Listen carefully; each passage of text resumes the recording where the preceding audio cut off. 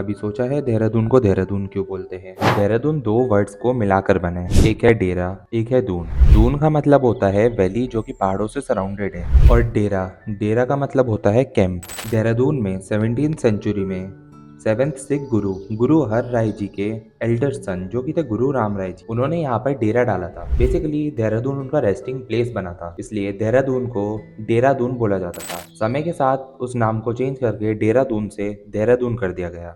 1675 में गुरु राम राय जी दून वैली में आए थे और अपना कैंप लगाया था, जहाँ पे उन्होंने एक फ्लैग होस्ट किया था जिसको आज हम झंडे वाले गुरुद्वारे के झंडे के नाम से जानते हैं। हर साल डिवोटीज के दौरान इस झंडे को रिन्यू किया जाता है और साथ में सेलिब्रेट करते हैं एज अ झंडे का मेला।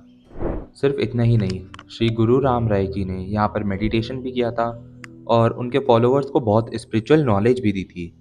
इसी रीज़न की वजह से ये गुरुद्वारा सिर्फ गुरुद्वारा नहीं, एक सिंबल है फेथ, पीस और स्पिरिचुअलिटी का। सिर्फ इतना ही नहीं, श्री गुरु राम राय जी ने फ्यूचर में और भी चीज़ें एस्टेब्लिश की, जैसे कि hospitals, school, universities and etcetera. Dehradun ये सिर्फ गुरुद्वारों के बारे में नहीं है, इसकी एक और अलग कहानी है जो कि सीधा द्वापर युग से लिंक्ड है, यानी कि महाभारत के काल से। कहीं दूर पहाड़ों के बीच में एक मंदिर, टपकेश्वर महादेव टेम्पल, जो कि सीधा महाभारत काल से रिलेटेड है। अकॉर्डिंग टू हिस्ट्री ये कहा जाता है कि ये केव, जो कि टपकेश्वर महादेव टेम्पल केव के नाम से जानी जाती है, एक समय पर ये केव ऋषि द्रोणाचार्य का घर हुआ करता था, जो कि पांडवास और कौरव्स के टीचर थे। इसी गुफा में ऋषि द्रोणाचार्य के पुत्र अश्वत्थामा का जन्म हुआ था। कहा जाता है कि जब अश्वत्थामा का जन्म हुआ तो उन्हें मिल्क की जरूरत थी, सो गुरु द्रोणाचार्य जी ने शिव जी को प्रे किया एंड शिव जी ने इस केव को ब्लेस किया कि यहाँ से मिल्क की ड्रॉपलेट्स टपकेगी। सो इसीलिए टपकेश्वर महादेव टेम्पल को टपकेश्वर महादेव टेम्पल के नाम से जाना जाता है, क्योंकि यहाँ पे मिल्क ड्रॉपलेट्स टपकती थी। लेटर ऑन जैसे जैसे कलयुग बढ़ता गया तो वो मिल्क ड्रॉपलेट्स वाटर ड्रॉपलेट्स में कन्वर्ट हो गई। वहाँ पे लोकल प्रीस्ट से बात करने से पता चला है कि जैसे जैसे कलयुग बढ़ेगा वो वाटर ड्रॉपलेट्स टपकना बंद हो जाएगी।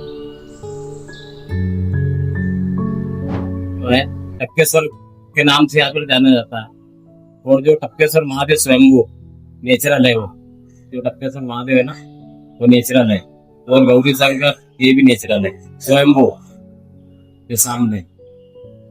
यह गुरु द्रोणाचार्य ने तपस्या करी थी, गुरु द्रोणाचार्य ने तपस्या करी थी। उनका लड़का हुआ अश्वत्थामा, अश्वत्थामा को दूध की जरूरत थी, तो दूध शंकर भगवान द्वारा उनको प्राप्त हुआ।